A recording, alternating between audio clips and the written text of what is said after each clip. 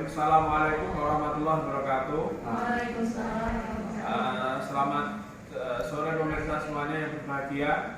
Kami di sini adalah kelompok 3 yang akan mempresentasikan tentang alur penyelesaian perkara di pengadilan militer.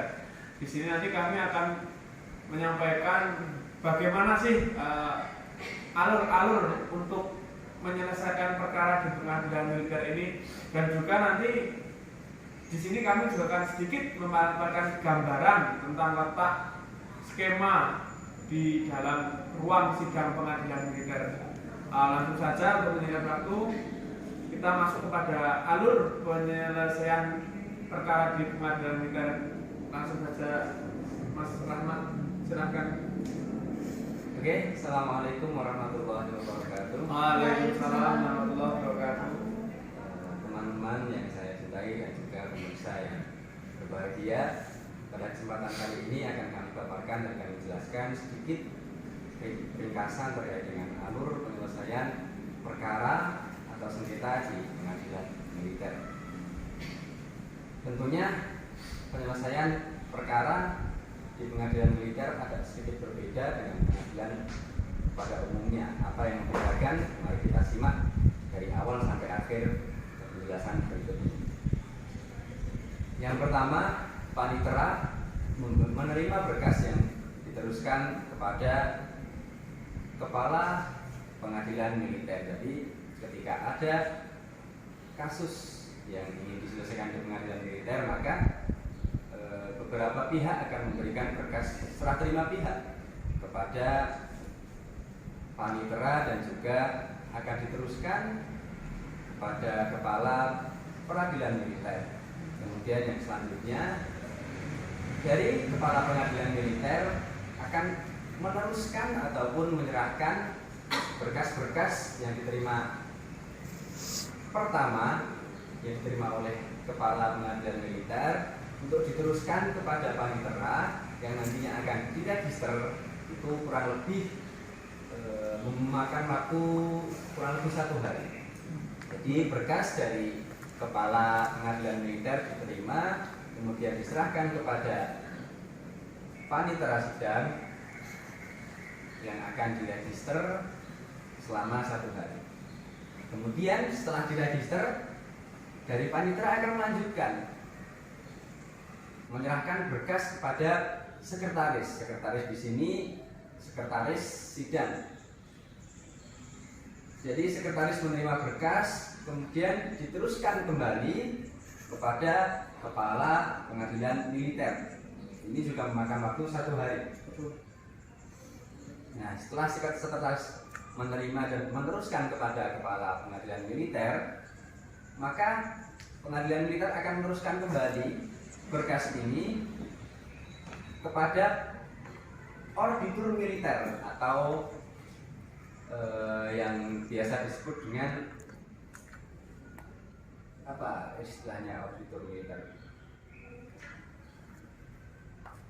Pengacara. Oh, jaksa, mohon maaf.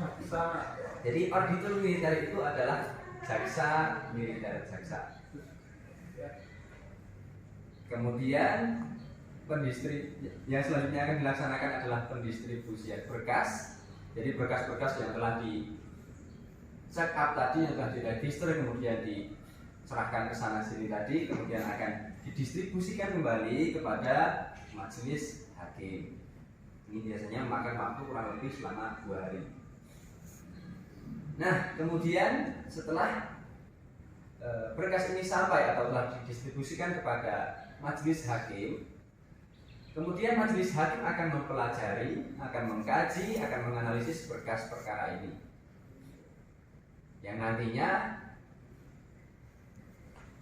akan ditetapkan keputusan dari perkara tersebut terkait terdakwa atau tersangka yang menjadi terdakwa ini akan ditahan ataupun akan dibebaskan.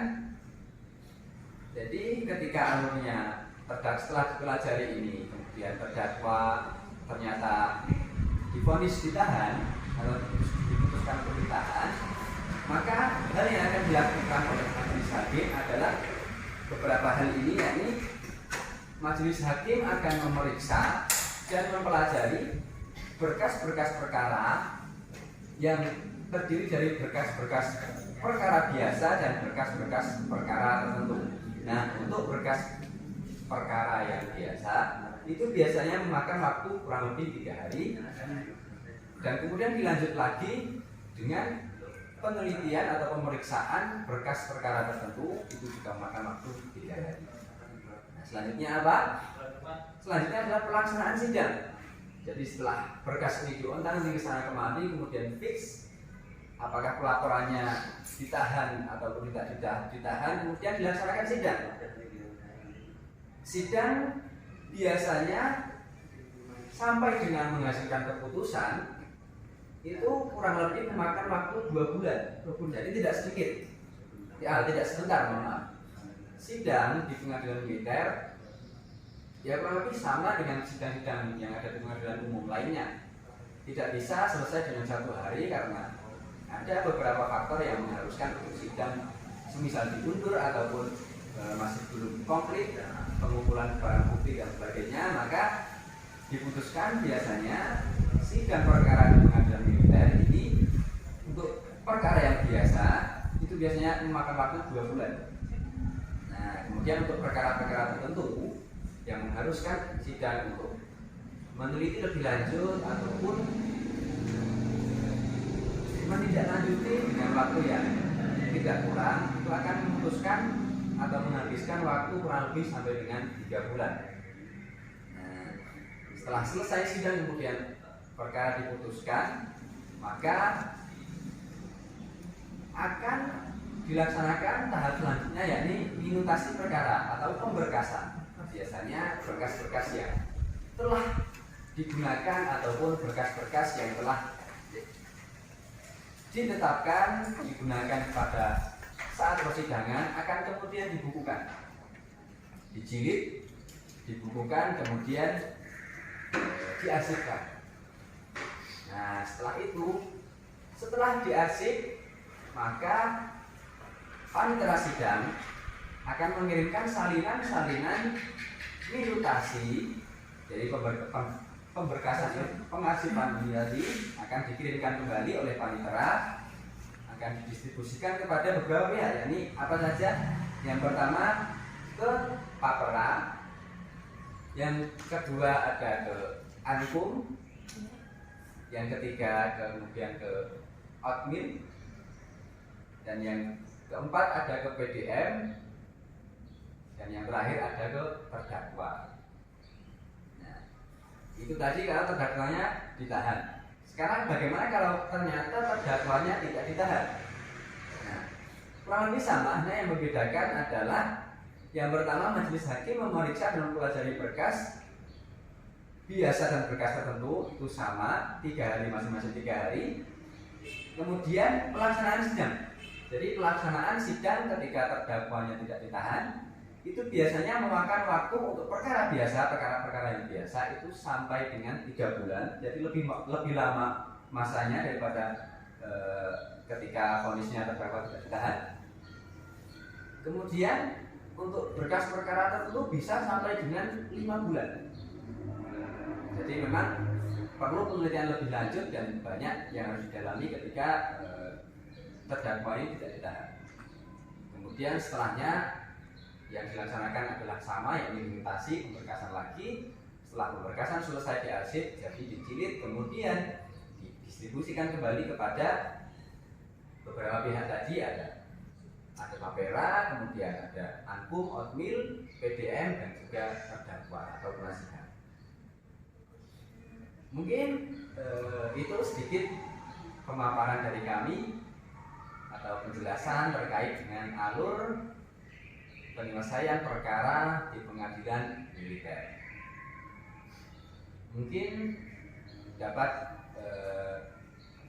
disimpulkan bahwasanya bukan perbedaan, akan tetapi pengadilan militer dan juga pengadilan biasa, pengadilan pada umumnya itu kurang lebih penyelesaiannya sama, hanya saja ada beberapa faktor khusus yang membedakan sidang ataupun penyelesaian perkara di pengadilan militer dan di pengadilan pada umumnya.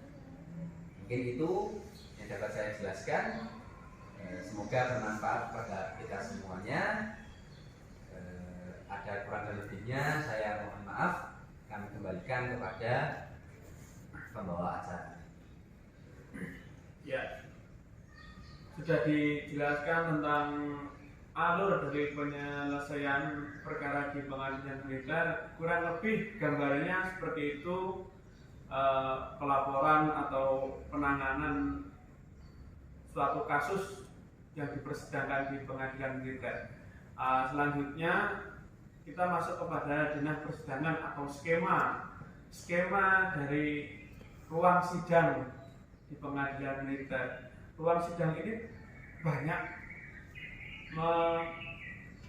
menampilkan atau menampilkan gambaran-gambaran yang jelas tentang bagi terdakwa, kuasa hukum, penasihat hukum, dan ini meja, banyak juga meja penuntut umum di sini juga dipaparkan semuanya. Mungkin kurang lebihnya skema persidangan ruang sidang seperti itu. Apabila ada kekurangan, mohon maaf, karena juga harusnya juga ada gambaran yang lebih jelas untuk disampaikan.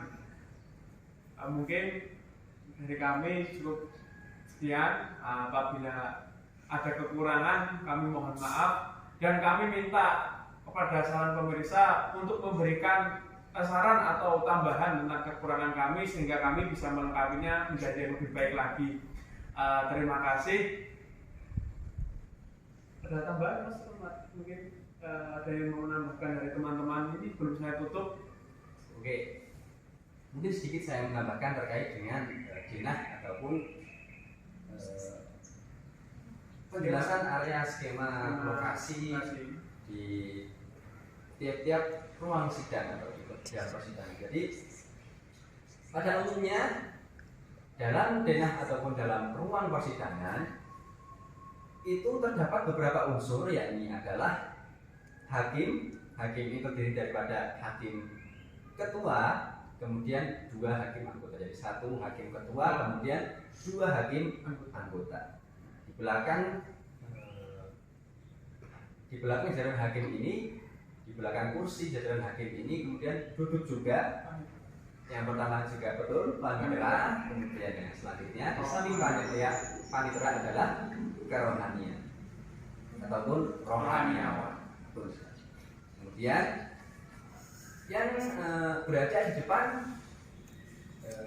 kursi dan meja majelis hakim itu ada 1 kursi yang dikhususkan untuk kursi pemeriksa. Jadi di sini biasanya ketika pemirsa, teman-teman di sini pernah melihat di YouTube ataupun di platform media yang lain, ketika ada pemeriksaan sidang ataupun ketika saksi ahli ataupun siapapun hakim menanyai ataupun memeriksa itu, kemudian terdakwa ataupun tersangka ataupun siapapun yang akan diperiksa itu akan ditempatkan pada 1 kursi yang sendiri di situ.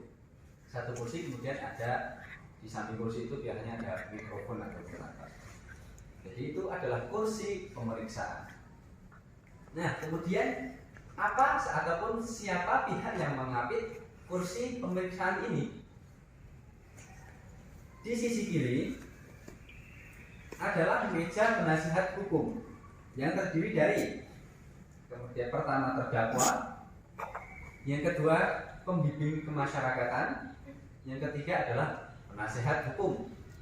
Kemudian yang mengapit dari sisi kanan ada meja penuntut umum yang di dalamnya ada penasihat umum.